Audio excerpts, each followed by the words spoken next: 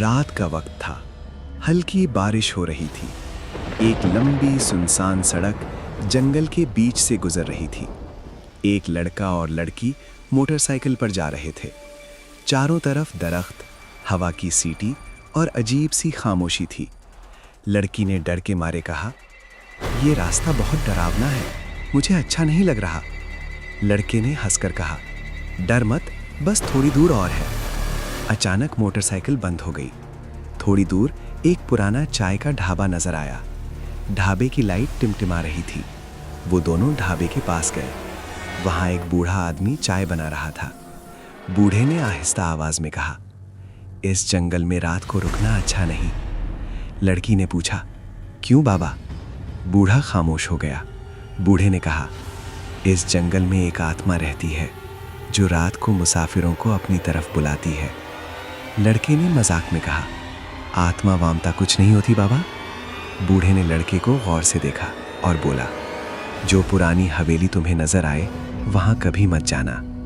अचानक तेज हवा चली। चाय का कप खुद ब खुद गिर गया। ढाबे से निकलते ही उन्हें दूर एक पुराने जमाने की हवेली नजर आई।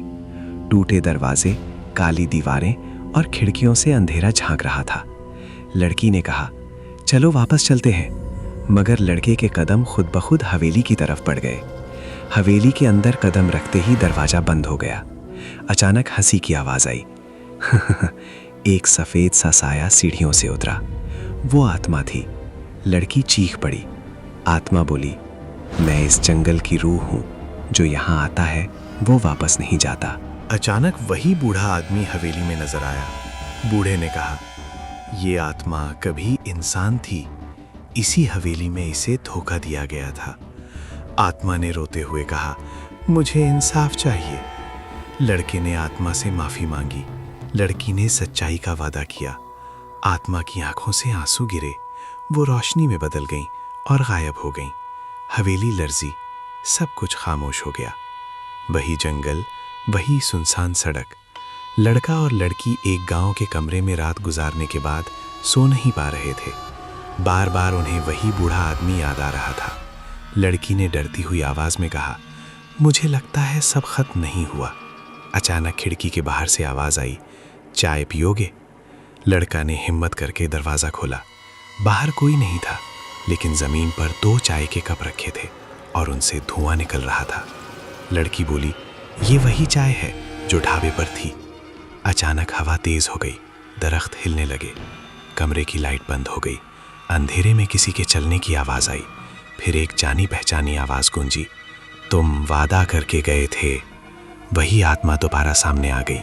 उसका चेहरा उदास था। आंखों से स्याह आंसू बह रहे थे। आत्मा बोली, "बूढ़ा अभी जिंदा है और जब तक वो है मैं आजाद नहीं हो सकती।" आत्मा ने उन्हें सब कुछ दिखाया। Flashback scene. बूढ़ा आदमी असल में इसी हवेली का मालिक था। उसने अपनी ही बेटी को दौलत के लालच में मार दिया था। बाद में उसका ज़मीर मर गया और वो जंगल में चाय वाला बनकर लोगों को फंसाता रहा। लड़की रोते हुए बोली, "हमें इसे रोकना होगा।"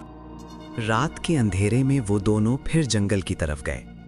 हर दरख्त के पीछे साए हरकत कर रहे थे। दूर से हवेली नजर आई। इस बार हवेली के अंदर रोशनी जल रही थी और बाहर बूढ़ा आदमी बैठा चाय बना रहा था। बूढ़ा हंसा और बोला, "मैं जानता था तुम वापस आओगे।" अचानक उसकी आवाज बदल गई। आंखें स्याह हो गईं। बूढ़ा चीखा, "ये जंगल मेरा है, ये आत्मा मेरी है।" जमीन लरजने लगी। आत्मा नमूदार हुई। इस बार वो कमजोर नहीं थी। उसने कहा, "अब बस, अब मैं आजाद होना चाहती हूं।" हवेली में आग लगने लगी। बूढ़ा चीखता रहा। आखिरकार बूढ़ा जमीन में धंस गया। सुबह हो गई। हवेली राख बन चुकी थी। जंगल खामोश था। आत्मा मुस्कुराई और बोली, "शुक्रिया।" वो रोशनी में बदल गई और आसमान में गायब हो गई। लड़का और लड़की एक दूसरे को देखकर रो पड़े। चंद दिन बाद इसी सड़क पर नया चाय का ढाबा बना हुआ था। एक नौजवान चाय बना रहा था। कोई मुसाफिर पूछता है, "ये जंगल कैसा है?" नौजवान मुस्कुराकर कहता है, "यहाँ रात को कोई नहीं रुकता।" कैमरा उसकी आंखों पर जाता है।